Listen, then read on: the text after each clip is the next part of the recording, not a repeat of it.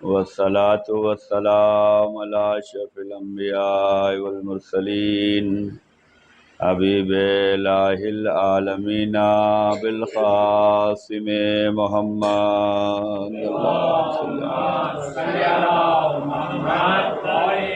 وعلى آل بیت الطیبین الطاہرین المعصومین المظلومین السلام علی الحسین وعلی علی ابن الحسین وعلی اولاد الحسین وعلی اصحاب الحسین لعن اللہ امتن قتلت کا ولعن اللہ امتن ظلمت کا ولعن اللہ امتن سمعت بذالک فرضیت بہ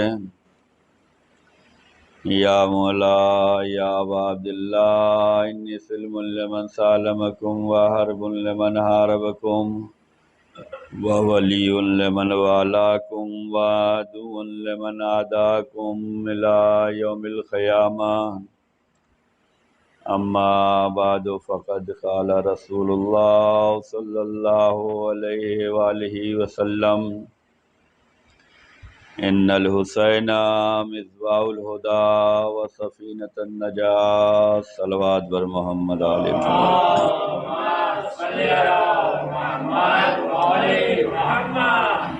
ارشاد سرور کائنات ہے کہ بے شک امام حسین علیہ السلام کی ذات گرامی ہدایت کے چراغ ہیں اور کشتی نجات ہیں۔ مولا حسین کے بارے میں رسول اللہ نے بہت سی احادیث بیان فرمائی ہے اور ہر جگہ عظمت امام حسین علیہ السلام اور فضیلت امام حسین علیہ السلام بیان فرمایا ہے،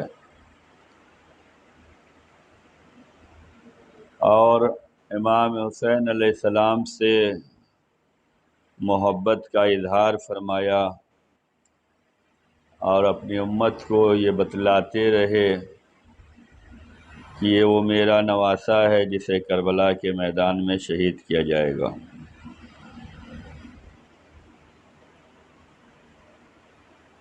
کبھی یہ کہا کہ انہیں پہچانو، کبھی یہ کہا کہ جو ان سے محبت کرتا ہے اس سے ہم محبت کرتے ہیں، کبھی یہ کہا کہ جو امام حسین کو چاہتا ہے اللہ اسے چاہتا ہے۔ ہر غرض سے، ہر طریقے سے عظمت امام حسین علیہ السلام بیان فرمایا ہے۔ آج ہم سب امام حسین علیہ السلام سے محبت کا اظہار بھی کرتے ہیں اور امام حسین علیہ السلام کی ادا بھی منا رہے ہیں اور ان پر آنسو بھی بہاتے ہیں۔ یہ سب چیزیں سنت رسول ہے، یہ سب چیزیں تعلیمات رسول میں ہے۔ رسول اللہ نے بتلایا ہے، محبت کا ثواب بھی بتلایا ہے، ان کی یاد میں رونے کے ثواب کو بھی بیان کیا ہے۔ عزیزان گرامی، ذات امام حسین علیہ السلام وہ ذات گرامی ہے کہ جس طریقے سے انسان شرکت کرے ہر طریقہ قابل قبول ہے اور اسے اللہ نوازتا ہے۔ حدیث آپ کے خدمت میں پیش کروں، آپ کے ذہن عالی میں حدیث ہوگی کہ رسول نے فرمایا کہ مولا حسین سے جو بھی محبت کرے گا اللہ اس سے محبت کرے گا۔ اور امام حسین علیہ السلام پر گریے کے بارے میں یہ ملتا ہے کہ جو بھی امام حسین علیہ السلام پر روئے یا رلائے یا رونے کی شکل بنائے، معرفت کے ساتھ ہو تو جنت واجب ہے۔ اس جملے کو اگر سمجھا جائے تو بہت بڑی معرفت والا یہ جملہ ہے کہ جو روئے یا رلائے یا رونے کی شکل بنائے اس پر جنت واجب قرار دیا گیا ہے۔ تمام عبادتوں کو آپ دیکھ لیجئے کہ نماز پڑھنا واجب ہے، نماز کی شکل بنانا واجب نہیں ہے۔ یعنی کہ جب تک ہم نماز پڑھیں گے نہیں، نماز ادا نہیں ہوگی۔ ہم شکل نماز بنا لیں، یہ نماز قابل قبول نہیں ہوتی۔ روزہ رکھنا واجب ہے، روزے کی شکل اختیار کر جائیں کہ کوئی آیا اور ہم نے کہا نہیں ہم روزے سے ہیں، شکل ویسی بنا لیا بھوکے پیاسوں کی طرح، تو یہ روزہ نہیں مانا جائے گا۔ دیگر عبادتیں وہ ہیں کہ جس میں کرنا ضروری ہے، خلوص کے ساتھ کرنا ہے، جذبے کے ساتھ کرنا ہے، ادائیگی کرنا ہے، وقت کے لحاظ سے کرنا ہے، شرائط کے ساتھ کرنا ہے۔ لیکن اگر یہ چیزوں کو ہٹا کے صرف شکل و صورت بنا لیں تو وہ قابل قبول نہیں ہے۔ لیکن امام حسین علیہ السلام کی عظمت اتنی بلند ہے کہ اس در پر جو جیسے آ سکتا ہے ویسے آئے، جس محبت کے ساتھ آ سکتا ہے، جس جذبے کے ساتھ آ سکتا ہے، جس عقیدت کے ساتھ آ سکتا ہے، جو رونا چاہے وہ روئے، اور جو نہیں رو سکتا ہے وہ رونے کی شکل بنائے۔ عزیزان گرامی، یہ حدیث عظمت امام حسین بیان کر رہی ہے کہ کسی بھی طریقے سے تمہارے دل میں محبت حسین آنا چاہیے، کسی بھی طریقے سے تمہیں در حسین سے وابستہ ہونا چاہیے، کسی بھی طریقے سے تم حسین سے قریب ہو جاؤ، اور اس کے بعد جب اس در سے قریب ہو جاؤ گے تو حسین تمہیں نوازیں گے۔ یہی وجہ ہے کہ اگر فطرس گنہگار بن کر آیا ہے تو وہ بھی نوازا گیا، اور حر کربلا کے میدان میں اگر خطا کار بن کر آیا ہے تو وہ بھی بخشا گیا ہے۔ یعنی کہ در امام حسین سے منسلک ہو جاؤ، متمسک ہو جاؤ، یہ در تمہارے لیے نجات کا در ہے، یہ در ہدایت کا در ہے۔ گھبرانا نہیں ہے، یہاں محبت کے ساتھ آؤ، عقیدت کے ساتھ آؤ، جذبے کے ساتھ آؤ، حوصلے کے ساتھ آؤ، یقین کامل کے ساتھ آؤ۔ کربلا کے پیغام بہت وسیع ہیں، جتنے جانثار امام حسین ہیں ہر ایک یہ چاہ رہا ہے کہ میری اولاد بھی اسی راہ پہ باقی رہے۔ کربلا کا پیغام یہ ہے کہ تم اگر کربلا سے منسلک ہو چکے ہو تو تم اپنے اولاد کی سلامتی کے لیے بھی کوشش کرو کہ ہماری اولاد بھی اس در سے وابستہ رہے۔ اور اس کا کردار، اس کی تاریخ، اس کا حوالہ کربلا کے میدان میں ملتا ہے کہ شب عاشور حر بے چینی میں گزار رہا ہے، الجھن ہے، تڑپ ہے، اور وہ سوچ رہا ہے کہ یہ بچوں کی صدائے العطش میری وجہ سے ہے، یہ جو پیاس کی آواز آ رہی ہے یہ ہماری وجہ سے ہے۔ اور یہ سمجھ رہا تھا کہ آخر میں کہیں نہ کہیں جا کر معاملہ رفع دفع ہو جائے گا، صلح ہو جائے گی، لیکن جب شب عاشور بھی آ گئی اور اس نے سمجھ لیا کہ اب جو ہے معاملہ ٹلنے والا نہیں ہے، تو اس نے اپنے کو فوج یزید سے جدا کر لیا۔ اس کا بھائی بھی جدا ہوا، اس کا بیٹا بھی جدا ہوا، اس کا غلام بھی جدا ہوا، اور بہت سے ایسے لوگ ہیں جن کے نام واضح نہیں ہو سکے، لیکن وہ ابن سعد اور عمر سعد کے لشکر میں تھے، وہ بھی لشکر سے نکل کر امام حسین کے لشکر میں آ گئے، اس لیے کہ سب نے سمجھ لیا کہ اب جنگ یقینی ہے، تو اب امام حسین کے ساتھ آئے، بہت سے لوگ آئے ہیں۔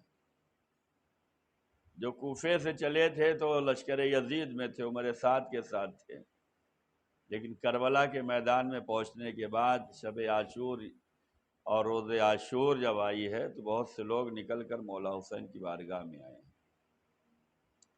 سب سے نمایاں کردار جناب حر کا ملتا ہے۔ یہ کیوں نمایاں کردار ہے؟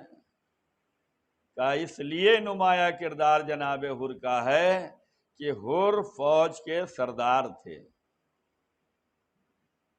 سرداری تھی، پوری فوج ان کے کنٹرول میں تھی۔ اس جاہو جلال کو چھوڑ کر یہ لشکر حسین میں آ رہے ہیں، اور مولا حسین کی بارگاہ میں پہنچنے کے بعد سب سے پہلی خواہش یہی ہے کہ مولا میرے بچے کو اجازت دے دیں کہ وہ آپ پہ قربان ہو جائے۔ یہ کردار ہمیشہ در اہل بیت سے متمسک رہنے والوں نے کردار یہ ادا کیا ہے۔ کیوں؟ کہ ہم بھی در اہل بیت پہ رہیں اور ہماری اولاد بھی در اہل بیت پہ رہے، اپنی ہدایت کے ساتھ اپنی اولاد کی بھی ہدایت، اپنی کامیابی کے ساتھ اپنی اولاد کی بھی کامیابی، اپنی سرفرازی کے ساتھ اپنے اہل و عیال کی سرفرازی۔ جناب حر نے مولا حسین کی بارگاہ میں یہی کہا، مولا اسے اجازت دے دیں۔ کیوں؟ تاکہ ہم مطمئن اس دنیا سے جائیں کہ ہماری اولاد آپ کی راہ پہ قربان ہوئی ہے، ہماری اولاد آپ کی راہ پہ ثابت قدم رہی ہے۔ یہ کردار کربلا میں بھی ملتا ہے، یہ کردار مولا علی کے چاہنے والوں میں بھی ملتا ہے۔ چاہنے والوں نے اسے فخر سمجھا ہے، دشمنوں نے اسے ذریعہ بنایا ہے گمراہ کرنے کا۔ مولا کا چاہنے والا جس کی مزار شام میں ہے، حجر ابن عدی مولا کا چاہنے والا ہے اور ثابت قدم ہے، مولا کی محبت پہ ثابت قدم ہے۔ اس شام میں جہاں پر منبروں سے نازیبا کلمات ادا کی جاتے تھے، اس شام میں جہاں شامیوں کو یہ بھی نہیں پتا ہوتا تھا کہ معاملہ کیا ہے، بس انہوں نے کہا اس میں سب کہ بھائی ہاں اس نے کہا تو صحیح کہا، کوئی تحقیق نہیں کرتا تھا، کوئی حقیقت تلاش نہیں کرتا تھا۔ ایسا شام کا ماحول دشمنوں نے بنا دیا تھا کہ وہاں پر انسان حق نہیں پہچانتا تھا، اور اگر یہاں پہ کوئی علی والا چلا جائے تو بیچارہ وہ پریشان ہو جاتا تھا۔ ایسے ماحول میں دشمنان اہل بیت کو پالا گیا ہے،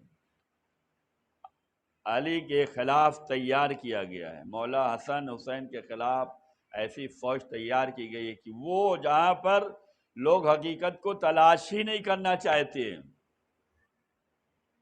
کوفے کا ایک بندہ، مولا علی کے شہر کا ایک بندہ جو ہے شام میں پہنچا، اپنی ناقہ لیے ہوئے تھا، دوسرے شامی نے کہا تم مسافر لگتے ہو، یہ ناقہ ہماری ہے۔ کہا بھائی یہ ہماری ہے، اور ہماری تمہاری میں معاملہ جو ہے وہ عدالت میں گیا، اور جب عدالت میں گیا تو شامی کے حق میں فیصلہ سنا دیا گیا کہ اس کی ہے۔ تو وہ بیچارہ جو مولا کے شہر کا تھا وہ کہنے لگا بھائی پہلے فیصلہ سنانے سے پہلے تحقیق تو کر لو، یہ اونٹ ہے یا اونٹنی ہے پہلے یہ تو معلوم کر لو، اس کے بعد فیصلہ سناؤ۔ کہا نہیں بس فیصلہ ہو گیا، اور اس کے بعد یہ کہا گیا جا کے اپنے علی سے کہہ دینا کہ ہم نے ایسے پال رکھے ہیں جنہیں اونٹ اور اونٹنی میں فرق بھی نہیں ہے۔ یہ اس طریقے سے دشمن اہل بیت پالے گئے، اس طریقے سے محب اہل بیت کو ستایا گیا۔ اسی شہر میں حجر بن عدی ہیں، ان سے کہا گیا تم علی سے بیداری اختیار کرو، کہا نہیں ہو سکتا، کہا سزا دی جائے گی، کہا قبول ہے۔ سزا وہ دی گئی کہ ہاتھ اور پیر کے ناخن اکھاڑے گئے ہیں۔ یہ ناخن اکھاڑنا لیکن ثابت قدم رہے، محبت علی پر، در علی پر، عشق علی پر، ولایت علی پر ثابت۔ اب جب معاملہ اور آگے بڑھا تو حجر ابن عدی نے کہا ہم لوگوں کو تو شہید ہونا ہی ہے، محبت علی سے بیداری نہیں کر سکتے، مولا علی کی شان میں بولیں گے، خلاف نہیں بول سکتے، برات نہیں کر سکتے، موت یقینی ہے، لیکن ہماری ایک خواہش ہے کہ پہلے ہمارے بیٹے کو شہید کرو۔ کہنے لگا تم کیسے باپ ہو کہ تمہارے دل میں بیٹے کی محبت نہیں؟ ہر باپ بیٹے کو بچانے کے لیے خود قربان ہوتا ہے، لیکن جو کربلا سے متمسک ہے، جو اہل بیت کا چاہنے والا ہے، وہ باپ یہ چاہتا ہے کہ ہم اپنی زندگی میں اپنی اولاد کو در اہل بیت پر ثابت قدم دیکھیں، اس لیے کہ در اہل بیت پہ ثابت قدمی ہی نجات ہے، یہی کامیابی ہے، یہی ترقی ہے، یہی سعادت ہے۔ ان الحسین مصباح الہدی، چراغ امام حسین کی ذات ہے، ہدایت کے چراغ۔ سفینۃ النجات، یہ نجات کی کشتی ہے، یہی بچائیں گے، انہی سے امید لگاؤ، انہی کی کشتی پہ سوار رہو۔ کہ کیسے باپ ہو؟ دنیا کے باپ اپنی اولاد پہ قربان ہوتے ہیں کہ اولاد بچ جائے، ہم رہے نہ رہے، ہماری اولاد رہے، لیکن اہل بیت کے در سے وابستہ رہنے والے یہ چاہتے ہیں ہم تو ثابت رہیں گے، ہم یہ مطمئن ہونا چاہتے ہیں کہ ہماری اولاد بھی مطمئن جائے۔ حجر ابن عدی نے کہا ہماری زندگی میں ہمارے بیٹے کو پہلے شہید کرو، تاکہ ہم دنیا سے جاتے جاتے مطمئن جائیں کہ ہمارا بیٹا عشق علی میں گیا ہے، محبت علی میں گیا ہے، راہ علی میں گیا ہے۔ یہی جذبہ کربلا کے میدان میں جناب حر بھی پیش کر رہے ہیں۔ مولا اجازت دیجئے کہ میرا لاڈلا مقتل میں جائے تاکہ مجھے اطمینان ہو، میرا دل خوش ہو، میں مطمئن جاؤں کہ میری اولاد جو ہے آپ کی راہ پہ ثابت قدم رہی۔ عزیزان گرامی، کربلا یہ ہمیں پیغام دیتی ہے کہ اگر ہم نے خدا نخواستہ گناہ کیا ہے تو اس گناہ کی معافی اور تلافی جو ہے ہمیں کربلا سے ملنے والی ہے۔ ہم نے اگر کوتاہیاں کی ہیں، نافرمانیاں کی ہیں، تو اس کا وسیلہ کربلا ہی کو بنانا پڑے گا۔ کربلا کسی اعتبار سے بھی تم اٹیچ رہو، کسی نہ کسی جذبے سے منسلک رہو، کربلا چھوٹنے نہ پائے، اس لیے کہ کربلا مطاف فرشتگان ہے، کربلا طواف انبیاء کا کعبہ ہے، یہاں تمام انبیاء آئے ہیں، یہاں ملائکہ کی صفیں طواف کے لیے آ رہی ہیں، صف در صف لگی ہے، یہ سلسلہ جاری و ساری ہے۔ سب سے زیادہ نماز پڑھنے کا ثواب جو آپ کو ملنے والا ہے وہ کربلا میں ہے۔ کربلا میں اگر آپ نماز پڑھیں گے تو سب سے زیادہ ثواب ہے۔ کیوں؟ تاکہ تمہیں کربلا کا احساس ہو کہ یہی وہ سرزمین ہے جہاں پر مولا حسین نے نماز کی عظمت کو بچانے کے لیے ایسا سجدہ انجام دیا ہے کہ کائنات میں کسی نے ایسا سجدہ نہیں کیا ہوگا۔ یہاں پہ نماز پڑھو کربلا کے میدان میں، تاکہ تمہیں احساس ہو۔ ہر عمل ہمیں احساس دلائے گا، ہر عمل ہمیں احساس دلائے گا۔ عزیزان گرامی، ہر ایک اعتبار سے ہمیں منسلک رہنا ہے، محبت کے ذریعے سے، ایمان کے ذریعے سے، عمل کے ذریعے سے، عقیدے کے ذریعے سے، خلوص، جذبہ، انکساری، ہر اعتبار سے جیسے جیسے شامل ہو سکتے ہو۔ کیوں؟ جو حسین پہ روئے یا رولائے یا رونے کی شکل بنائے، اس حدیث کو آپ اپنے ذہن میں فٹ کر لیں کہ یہ حدیث میں غور و فکر کرتے رہیں۔ یہ حدیث یہ ہمیں بیدار کر رہی ہے کہ امام یہ چاہتے ہیں کہ تم کسی نہ کسی طریقے سے مولا حسین کی یاد سے غافل نہ رہو، ان پر رو، ان پر رلاؤ، اور اگر یہ نہیں کر سکتے تو رونے کی شکل ہی بناؤ۔ نجات، کامیابی، عزت، شہرت تمہیں ملنے والی ہے۔ کربلا کا ہر جانثار، چاہے وہ چھوٹا ہو یا بڑا ہو، ہر ایک کا جذبہ اپنی معراج کی منزل پہ تھا۔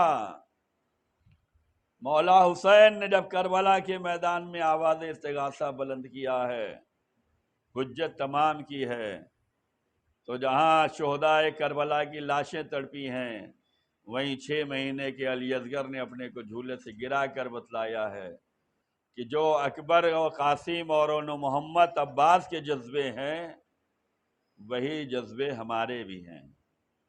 بس فرق اتنا ہے کہ وہ لوگ اپنے قدم سے گئے ہیں، میں چل نہیں سکتا۔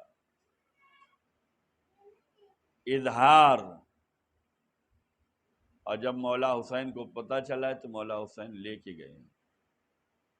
عزیزان گرامی، کربلا بڑی عظیم ہے، اس سے منسلک رہنا ہے، اس کی یاد، اس کا چرچا، اس کا ذکر ہمیں لوگوں تک پہنچانا ہے، تاکہ وہ جو ہدایت چاہتے ہیں، وہ جو نجات چاہتے ہیں، وہ جنہیں حقیقت نہیں معلوم ہے انہیں معلوم ہو۔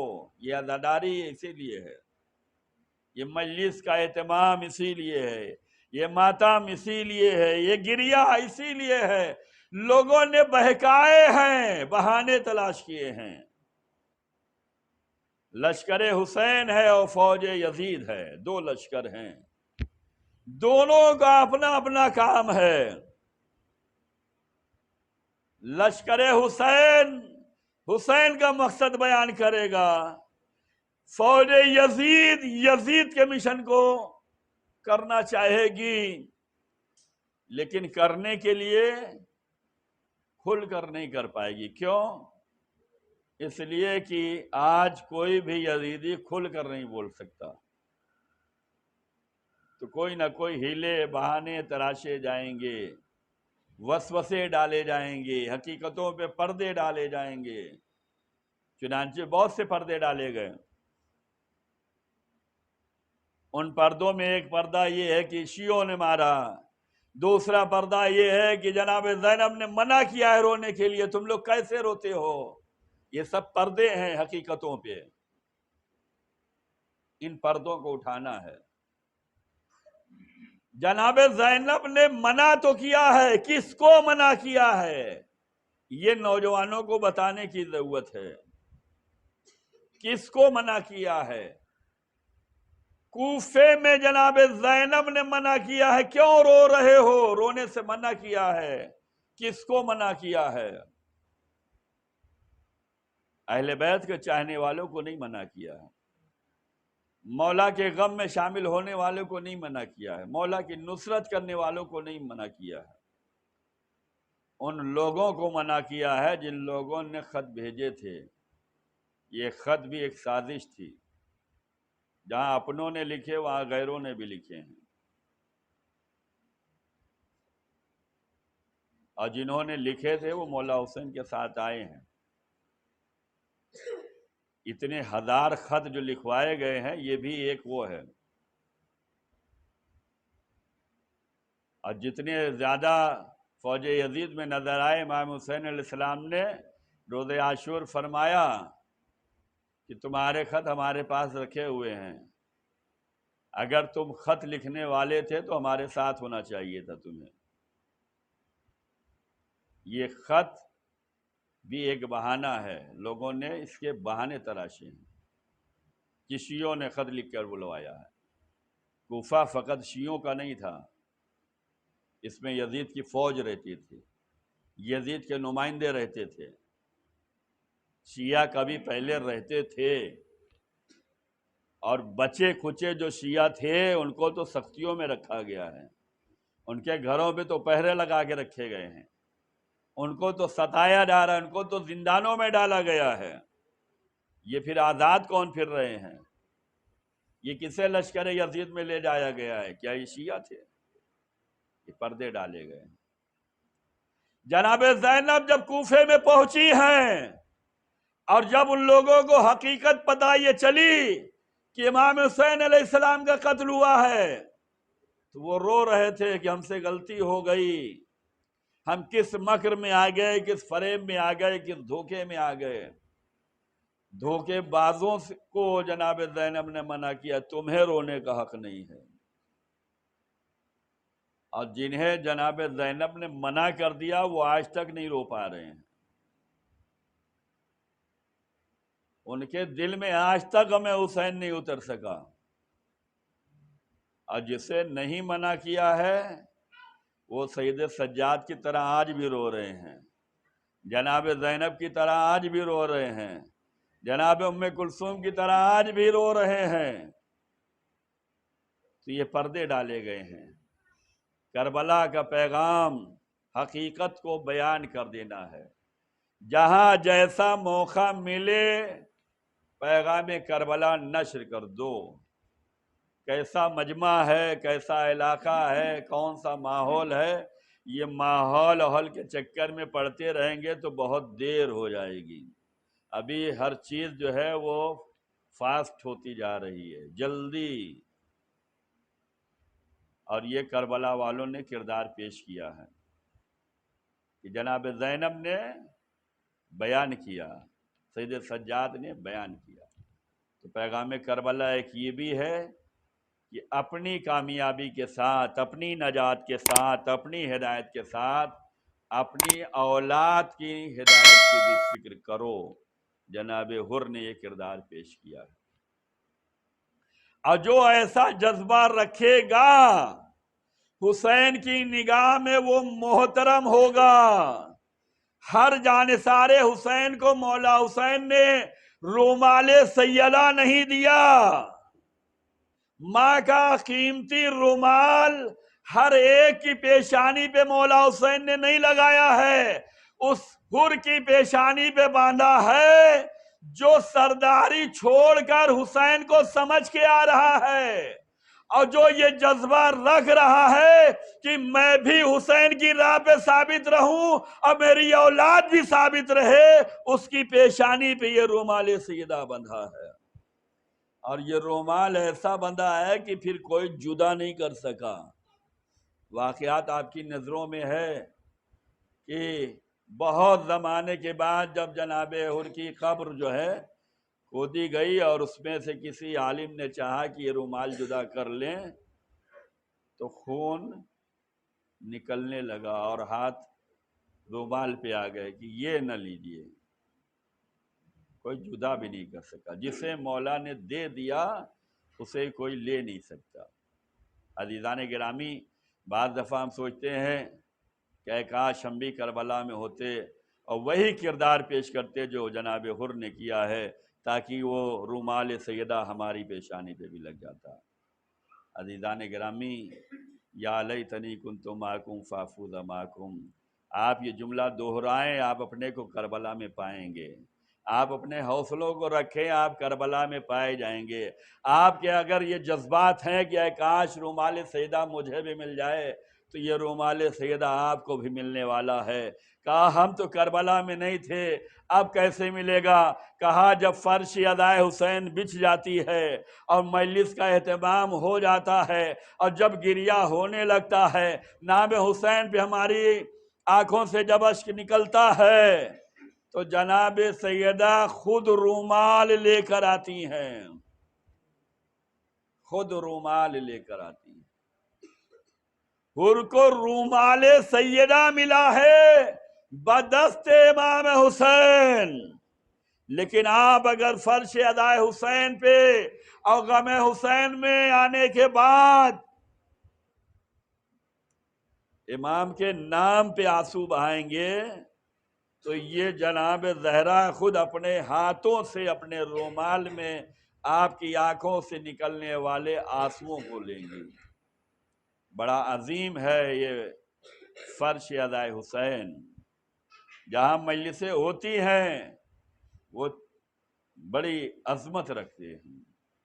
اس فرش ادا کو سمجھیں، اس کی قدر کریں۔ جہاں مجلس امام برپا ہو وہ جگہ بڑی بلند ہوتی ہے، بڑی عظمت والی ہوتی ہے۔ جناب حبیب ابن مظاہر، مولا کا جانثار، مولا کا دوست، جسے امام نے خط لکھ کے بلوایا ہے،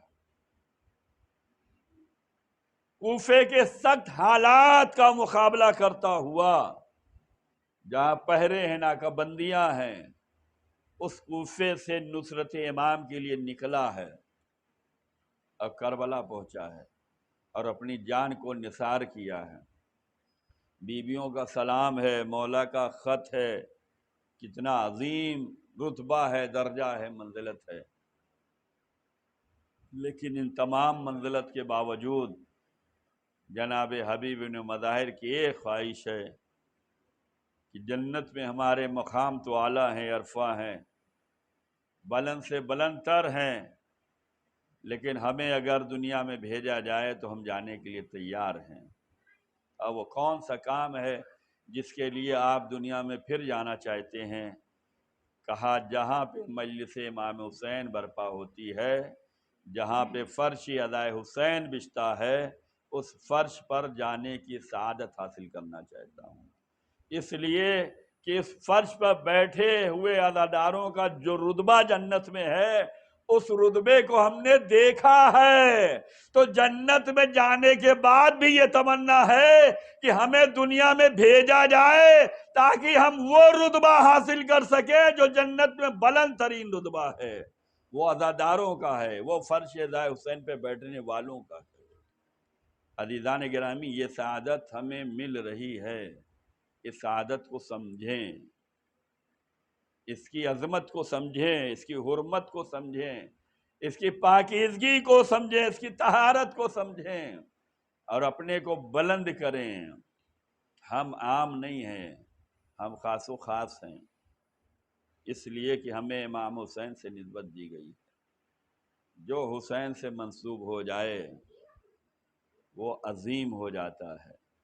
اگر جانور منسوب ہو جائے تو وہ عظیم ہو جاتا ہے، لکڑیاں منسوب ہو جائیں تو وہ جو ہے عظیم ہو جاتا ہے، تبرکات منسوب ہو جائیں تو وہ عظیم ہو جاتا ہے، اور وہ انسان جو امام حسین کے عزادار منسوب ہو جائیں ان کی عظمت کتنی زیادہ ہوگی۔ عزیزان گرامی، امام حسین کے غم میں شامل ہوں، جس طریقے سے ہو سکتا ہے، جس طریقے سے بھی، جتنی آپ کی حوصلہ ہے، جتنی آپ کی قوت ہے، جتنا آپ کا جذبہ ہے، اللہ دے گا۔ رسول اللہ نے بیدار کیا ہے امت کو، فاطمہ نے بیدار کیا ہے امت کو، مولا علی نے بیدار کیا ہے قوم کو، مولا حسن نے بیدار کیا ہے کہ تمہیں کربلا سے اٹیچ ہونا ہے۔ رسول اللہ نے فرمایا جو حسین سے محبت کرے گا اس سے اللہ محبت کرے گا، یہ بیدار کرنے کے لیے ہے۔ رسول اللہ نے فرمایا جو زیارت کے لیے جائے گا اس کو ہمارے حج میں سے حج کا ثواب دیا جائے گا، یہ بیدار کیا گیا ہے۔ مولا علی نے کربلا کے لیے عباس کو چاہا ہے تو یہ امت کو بیدار کیا ہے، جناب عقیل بیدار ہوئے ہیں، جناب مسلم کا وجود بتلاتا ہے۔ جناب زہرا نے دعائیں دی ہیں، کون ہے جو میرے لال پہ روئے گا؟ جب آپ نہیں ہوں گے، میں نہیں ہوں گی، علی نہیں ہوں گے تو روئے گا کون؟ معلوم ہے، لیکن بیدار کرنے کے لیے زہرا تڑپ رہی ہیں، بابا کون کا اللہ ایک قوم پیدا کرے گا۔ مولا حسن کا آخری وقت ہے، مولا حسین رو رہے ہیں، تڑپ رہے ہیں۔ امام حسن علیہ السلام نے بیدار کیا، اپنی قوم کو بیدار کیا، امت کو بیدار کیا، کہا حسین آپ اس طریقے سے رو رہے ہیں ہمارے اوپر، یہ جگر کے ٹکڑوں کو دیکھ کر رو رہے ہیں، لیکن اے بھیا حسین آپ کے دن جیسا میرا دن نہیں ہے، یہ میرا غم جتنا اس سے بلند کہیں آپ کا غم ہوگا۔ یہ بیدار کیا اہل بیت نے کربلا کے لیے۔ 1,24,000 نبی بیدار کرتے رہے کربلا کے لیے۔ کربلا بڑی عظیم ہے، اس میں انبیاء آئے ہیں، اس میں فرشتے آئے ہیں، معمولی نہیں ہے کربلا۔ کربلا کے پیغام کو ہمیں پہنچانا ہے، امت کو بیدار کرنا ہے۔ بیداری امت کے لیے کربلا بہترین مثال ہے، جہاں پر ہر ماں اپنے چھوٹے بچوں کو کربلا میں تیار کر رہی ہے۔ کیا جذبہ ہے! اگر جناب رباب ہیں تو اصغر کو دیکھ کر رات بھر یہی سوچتی رہی کہ سب قربانی دے گا، میں کیا کروں گی۔ اونو محمد کو جناب زینب نے کیسے بیدار کیا ہے، تیار کیا ہے۔ عزیزان گرامی، کربلا وہ جگہ ہے جہاں انسان بیدار ہوتا ہے اور اپنی ذمہ داریوں کو ادا کرتا ہے، امامت کے پرچم کے تلے کرتا ہے، اور جب ایسے ہو تو ایسے ہی لوگوں کا تذکرہ جو ہے مجلس و ماتم میں کیا جاتا ہے۔ بس عزیزان گرامی، امام حسین علیہ السلام کی قربانی یاد رہنا چاہیے۔ دنیا میں کتنے واقعات ہوئے ہوں گے لیکن فراموش کر دیے گئے، لیکن کربلا کبھی بھی فراموش نہیں کی گئی، ہمیشہ آج بھی تذکرہ ہو رہا ہے، اسی طریقے سے ہو رہا ہے، اسی جذبے کے ساتھ ہو رہا ہے۔ کیوں؟ کربلا انفرادیت رکھتی ہے، کربلا انفرادیت، اس سے پہلے ایسا نہیں ہوا، اس کے بعد بھی ایسا نہیں ہوگا۔ امام حسین علیہ السلام کا امتحان جیسا ہوا ہے، ائمہ معصومین فرماتے ہیں ایسا کسی کا نہیں ہوا، نہ پہلے نہ بعد میں۔ کیسے کیسے امام حسین کو ستایا گیا، مولا حسین خود فرماتے ہیں انا قتیل الابرا، مجھے رلا رلا کر مارا گیا ہے، جب بھی مومن میرا نام لے گا تو روئے گا۔ یہی وجہ ہے کہ نام حسین جب آتا ہے تو مومن رونے لگتا ہے۔ امام حسین کو کہاں کہاں رلایا گیا، عباس کے لاشے پہ امام حسین روئے، اونو محمد کے لاشے پہ حسین روئے، اکبر کے لاشے پہ حسین روئے، قاسم کے لاش کے ٹکڑے پہ حسین روئے۔ مولا حسین کتنا رو رہے ہیں۔ عزادارو، حسین کی چہیتی بیٹی بھی کربلا کے میدان میں ہے۔ امام حسین جب رخصت آخر کر کے جب جانا چاہتے تھے، گھوڑے پہ سوار ہوئے اور زین کو اشارہ کیا۔ ایک مرتبہ ذوالجناح نے اپنے سر کو قدموں کے جانب اشارہ کیا، مولا میں کیسے چلوں، میری قدموں سے سکینہ لپٹی ہوئی ہے۔ بچی فریاد کر رہی ہے میرے بابا کے گھوڑے، میرے بابا کو مقتل میں نہ لے جا، میں صبح سے دیکھ رہی ہوں جو بھی گیا واپس نہیں آیا،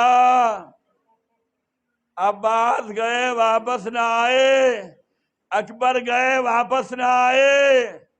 अज़ादारों, हुसैन जुलझला से उतरे, अपनी बेटी को सीने से लगाया और उसके बाद रुखसत किया। बड़ी चहीती बेटी है जिसे सकीना कहा जाता है, कि जिसके बगैर हुसैन को नींद नहीं आती थी, हुसैन को सुकून नहीं मिलता था। न बेटी को बाप के बगैर सुकून है, न बाप को बेटी के बगैर सुकून है।